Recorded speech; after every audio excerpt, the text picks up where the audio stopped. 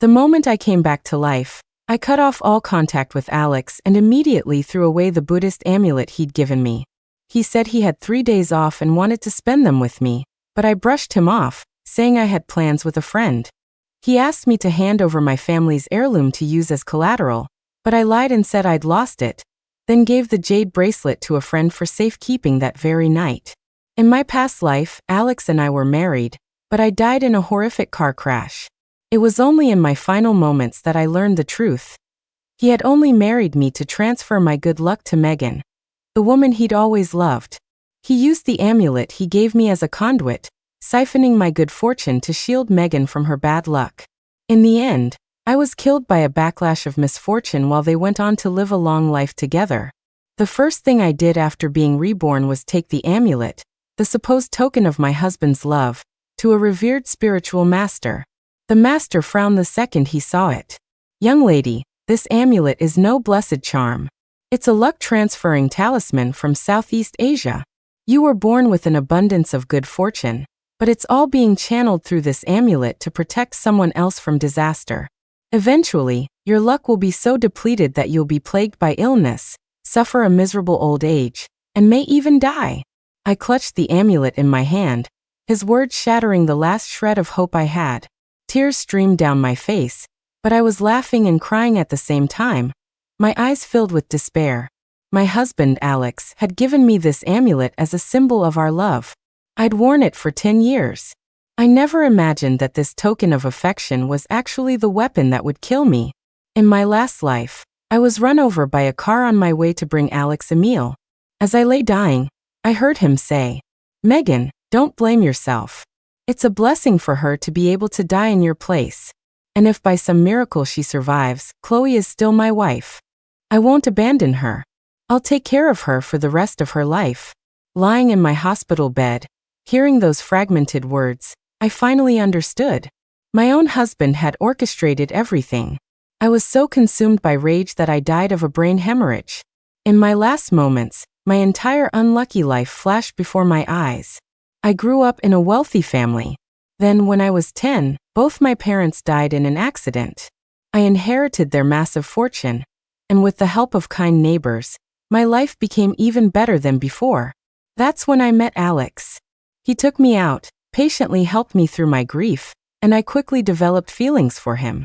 When we were old enough to fall in love, he confessed his feelings and gave me the amulet as a pledge of his love. He told me he had begged a master on his hands and knees to have it blessed, and that I had to wear it at all times. Back then, I believed him. I didn't notice that after I started wearing the amulet, my exceptional talent for painting began to fade. My mind grew sluggish, and my grades plummeted. I even missed my college entrance exams because I got robbed, which meant I couldn't go to college. All these setbacks slowly chipped away at my confidence. But Alex was always by my side, telling me he loved me no matter what. I was so moved by his devotion. Even when his savior, Megan, was always hanging around him, I never said a word. But who could have known? He was using my luck to bolster Megan's, ruining the bright, brilliant life I was supposed to have. Why? If he wanted to repay a debt, why did he have to sacrifice me? I died full of resentment, only to be miraculously reborn. This time, I'm going to live a spectacular life and take back everything that was stolen from me. I handed the master the amulet and a strand of Alex's hair. He loves repaying his debts, does he? Then let him use his own damn luck to feed Megan's. When I got home, I felt like a huge weight had been lifted. The invisible shackles that had bound me were slowly dissolving, and my mind felt clearer than ever. I decided to go back to school and pursue art, to pick up my passion for painting again. Even though I was 23, the age most people graduate from college, I knew it wasn't too late. I put away my sketchbook and, feeling great, cooked myself a feast to celebrate. I had just sat down when I heard the front door open. I looked up. It was Alex and Megan. That's when I remembered. In my past life, Alex used the excuse that Megan was too weak to eat restaurant food after saving him. So, like a fool, I became her personal chef, cooking her different meals every single day. She preferred bland, simple food, mostly vegetables, while I was the complete opposite. I loved spicy, rich food, lots of meat and fish. For over a decade, I never once ate a meal I truly enjoyed. And even then, Megan would constantly find fault, claiming I wasn't putting enough effort into my cooking. Whenever she did, Alex would back her up, scolding me for being petty and jealous over nothing. Thinking back on it now, I was so pathetic, acting as their live-in maid for more than 10 years. Why is everything so spicy? How is Megan supposed to eat this? Alex scanned the table and questioned me, clearly annoyed. I didn't even look up, just savored the spicy food. Eat it or don't. And while we're on the subject, from now on, I'm only cooking for myself. You two are on your own. What are you throwing a tantrum about now? Alex frowned, snapping at me out of habit. I looked up at him. I wanted to argue, but suddenly it felt pointless. The art school exams were 6 months away. I had to get into college and cut him out of my life for good. I quickly swallowed my last bite, got up from the table, and walked away without giving him a second glance. My unusually cold attitude seemed to startle him, and a flicker of panic crossed his face. Megan chimed in with her gentle, comforting voice. It's just one meal. Maybe she's just in a bad mood today. We can go out to a restaurant. It's no big deal. I'm sorry you have to eat out this time, Alex told her. I'll have a talk with Chloe tonight and tell her to stop being so jealous. That evening, I was studying for my entrance exams when I heard footsteps. I quickly hid my books. What do you want? I asked, looking at Alex coldly. He saw the indifference in my eyes, and the scolding words he'd prepared died in his throat. He cleared his throat, suddenly feeling a little flustered. The institute is closed for 3 days. Where do you want to go? I'll take you. Now that was a surprise. He actually wanted to spend time with me. I remembered how in my last life, all his free time was spent with Megan. He took her on trips to see mountains and oceans while I was always stuck at home, buried in endless chores. I used to beg him to take me out, but the answer was always the same. I'm busy. Some other time. Eventually I understood. He didn't want to be seen with me. He was probably embarrassed. A top researcher married to a woman with only a high school diploma. No thanks. I already made plans to go shopping with Zoe. I made up a random excuse to get rid of him. The things I once begged for, I no longer needed. I want to go to sleep. If you have something else to say it now, I urged, anxious to get back to my books. Alex hesitated before finally speaking. Megan is about to run out of her medication. I was hoping I could borrow that jade bracelet to pawn it and get her enough money for a refill. You know her health problems are all because she saved my life when we were kids. I can't just stand by and do nothing. You never wear the bracelet anyway. It's better to let it serve a greater purpose. I had to laugh. He'd made the same request in my past life. I was reluctant, but he wore me down, guilt-tripping me with the life debt story. I gave him the bracelet. He said he was going to pawn it, but the very next day, it was on Megan's wrist. Remembering how pathetic I'd been, I smiled slowly and said casually, I lost it. How could you lose it? It's a family heirloom. Can't you do anything right? Alex blurted out, his tone dripping with disdain. I raised an eyebrow and replied meaningfully. My luck's been terrible these last couple of years. I'm always losing things for no reason. You know that, right? For a second, Alex looked uncomfortable, a flash of guilt in his eyes. He sighed. Well, if it's lost, it's lost. I'll figure out another way to get Megan's medicine. Oh, and there's something else I need to tell you. The project at the Institute is in its final phase. I might be in a research lockdown for the next 6 months. Megan will be with me as a special consultant. 6 months. My eyes lit up. With him gone, I could focus completely on studying. Okay, I get it. I won't overthink it, I said, suppressing my excitement and keeping my voice flat. Alex didn't stay home that night, he left in a hurry. The next day, he and Megan went to the lab together.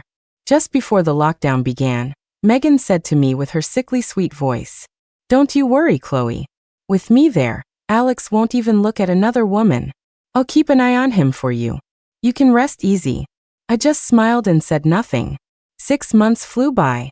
After the master altered the amulet, my photographic memory and my talent for painting both returned. Even with only half a year to prepare, I successfully took the art school entrance exam. My prep teacher estimated my scores and confidently told me I was a shoo-in for admission. After the exam, I cleaned the house, packed up everything that belonged to me, and went to find Alex with a set of divorce papers. The research institute had just ended its lockdown, so I walked right in. As I stood outside his lab, I overheard a few researchers whispering, "It's so sad about Professor Evans, being stuck with that ignorant woman. He and Megan are the ones who are perfect for each other." I know, right? But Professor Evans said his wife used a past favor to force him into marrying her. He couldn't refuse. Their words sent a chill down my spine. So Alex had been spreading lies, twisting the truth to ruin my reputation. I squeezed my eyes shut, forcing back tears, a fierce glint in my eyes. I had planned on a clean break, but now I've changed my mind. Megan's child. If I heard correctly before I died in my past life, the father is Alex. With that child in the picture, let's see how they explain their innocent friendship. Filled with rage, I kicked the door open. Everyone inside jumped, their heads snapping toward the door. I saw Alex holding Megan in his arms. They were close, and her lips were slightly swollen and red. "What the hell is wrong with you? Don't you know how to knock?" Alex snapped, his guilt making him lash out. I laughed coldly. "Knock? And give you time to hide the evidence of your affair? Chloe, what nonsense are you talking about now? I only see him as a brother. You shouldn't let your imagination run wild. Can't you feel how good Alex is to you every day?" Megan said, her face a mask of exasperated patience, as if she were dealing with a misbehaving child. I ignored her and fixed my gaze on a young woman in the corner. "I heard you outside. You said I used a life debt to trap him? And that I tore this perfect couple apart? Well, isn't it true?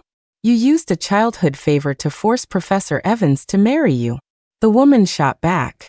"Otherwise, why would a professor like him be interested in a woman who didn't even go to college? Take a look in the mirror. Do you really think you're good enough for him? Shut up." The girl's words and Alex's shout came at almost the same time. But the girl's resentment toward me was palpable, and before anyone could react, she had blurted out all the lies Alex had been feeding them. "Ha ha ha, I used a life debt to trap him." I laughed so hard that tears streamed down my face. Alex's face went pale. He pushed Megan away and walked toward me, trying to pull me into a comforting hug, but I slapped him across the face. I stared at him coldly and said softly, "Alex, you are a complete hypocrite." Wiping my tears, I stood up straight and spoke in a clear, firm voice. "Now all of you listen up. Megan is the one who saved Alex's life. And I was his childhood friend, though now I wish I'd never met him. I don't know what he's been telling all of you, but the one who came between us, the homewrecker, is Megan, not me. And one more thing. The person funding this entire lab is me, not Megan." With just a few sentences, I shattered the web of lies Alex had been spinning for years. No one had noticed, but the lab's intercom system was on.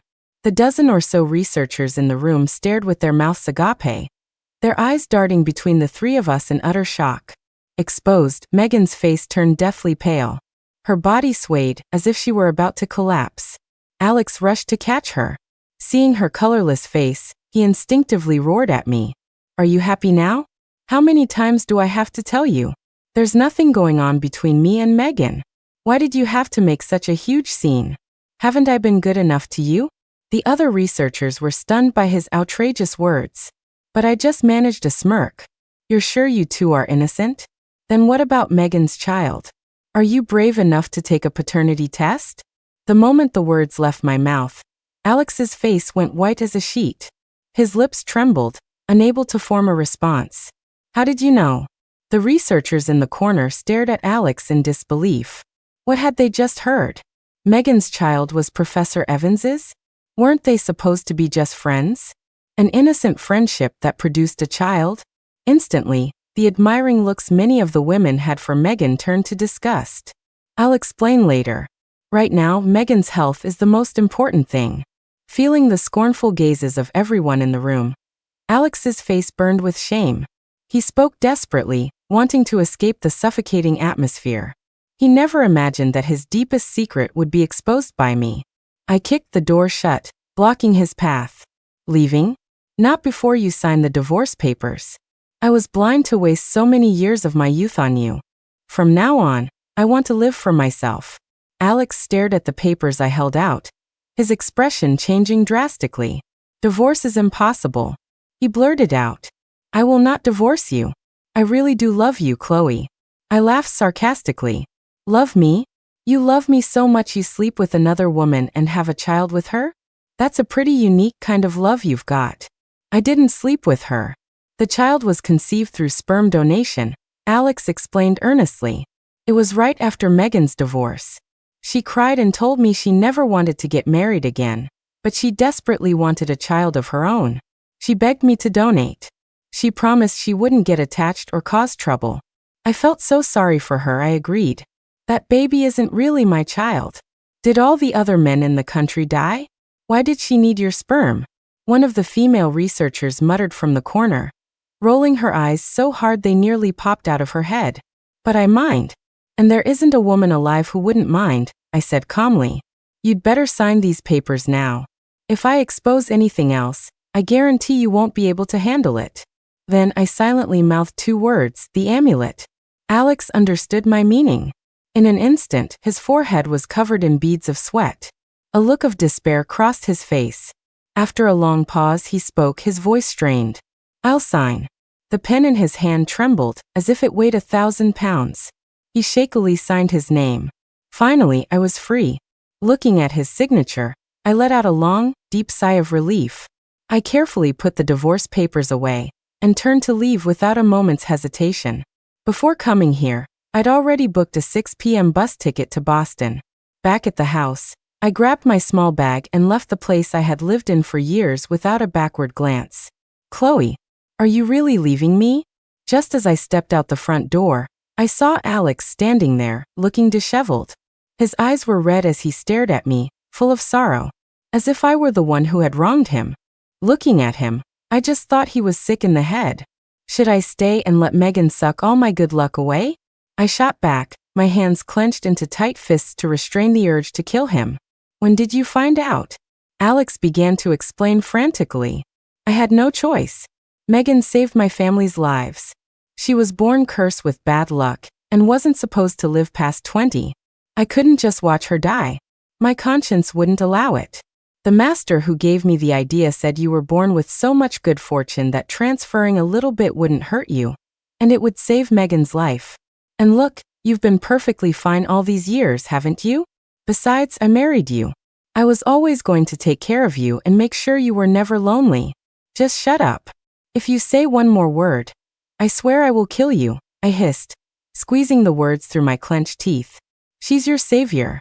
Why should my luck be used to repay your debt? Why didn't you transfer your own luck? Seeing him speechless, I let out a derisive laugh. So you knew all along that transferring luck would cause harm. You couldn't bear to sacrifice yourself, so you sacrificed me instead. I must have had the worst luck in the world to ever meet you. I could have gone to college. I could have had a career in painting, which I love. But because of your selfishness, I became a housewife with only a high school diploma. What could you possibly give me to make up for the bright, brilliant future you stole? Your fickle, two-timing heart? I grew more and more agitated, but after a long moment, I calmed myself down, reminding myself that in this new life, I was meant to live for me, not get tangled up with trash like him. Let's never see each other again. After saying that, I walked toward the bus station without looking back, heading toward my future. What I didn't tell him was that I'd had the amulet altered.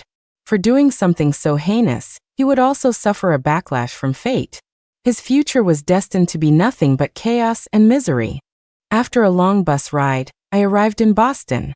Clutching the $500 in my pocket, I went to the address my former teacher, Ms. Wagner, had given me to find her relative.